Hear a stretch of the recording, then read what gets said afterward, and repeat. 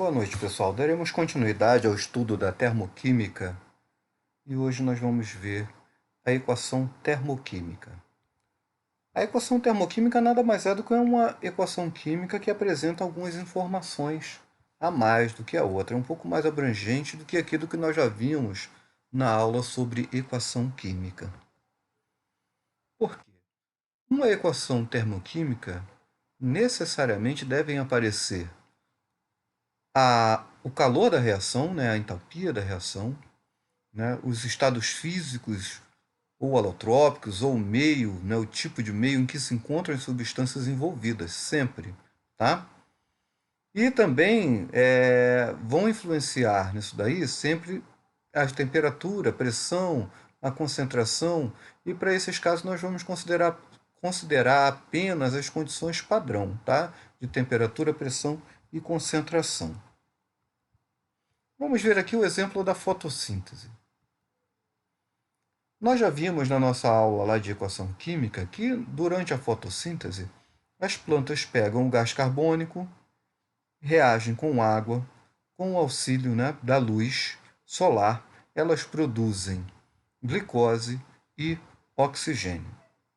Isso nós vimos lá, né? Nós vimos que antes da seta nós temos os reagentes e que depois da seta nós temos os produtos.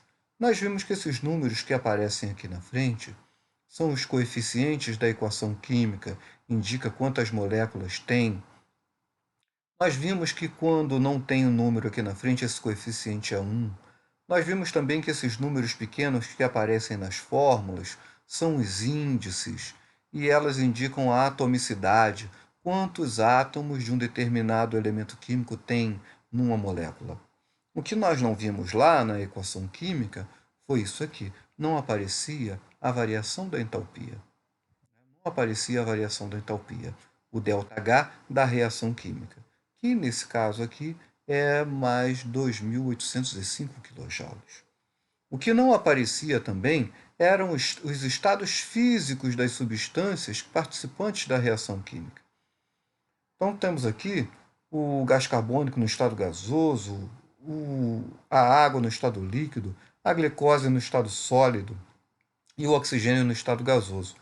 Por que a gente deve colocar os estados físicos? Porque se eu altero o estado físico de uma dessas substâncias aqui na equação química, eu vou alterar também o valor do ΔH. Então, se eu reescrever essa equação termoquímica aqui, colocando a água aqui no estado gasoso, esse valor aqui vai mudar. Ou, se eu, ao invés disso, colocar aqui a glicose em solução, em meio aquoso, vai também se alterar o valor do ΔH. Então, o que acontece? Esse sólido, esse Szinho aqui significa sólido, na frente da glicose aqui. O L da água aqui significa estado líquido. O G no estado gasoso, ali na frente do oxigênio. E existem casos onde uma dada, o tipo de matéria é composta pela mesma coisa, mas formam substâncias diferentes. A gente chama isso de alotropia. Por exemplo, o carbono, ele pode se apresentar na natureza na forma de grafite e na forma de diamante. Existem outras formas menos abundantes, mas as principais são essa aqui, grafite ou diamante.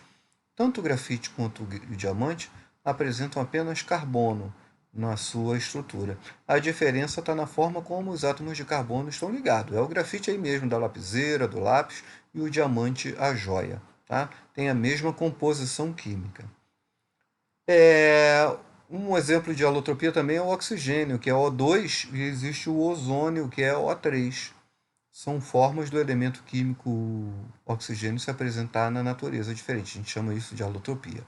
E aqui, o elemento químico carbono se apresenta na forma de grafite ou de diamante. Tem outros exemplos, mas isso a gente não vem ao caso agora. Como eu comentei lá em cima, a glicose ela poderia estar dissolvida em água. A gente diz que ela está em meio aquoso. Ou a gente escreve aqui AQ, entre parênteses.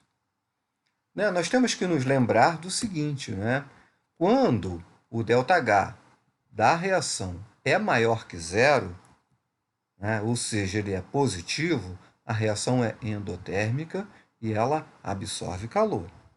Já por sua vez, se a reação tem um ΔH menor que zero, ou seja, o ΔH é negativo, essa reação é exotérmica e libera calor. Isso aqui continua, certo? Nós já vimos isso antes, não podemos nos esquecer desses conceitos aí, ok? Muito obrigado, pessoal, pela atenção de vocês. Se cuidem aí e até logo. Um beijão para todos.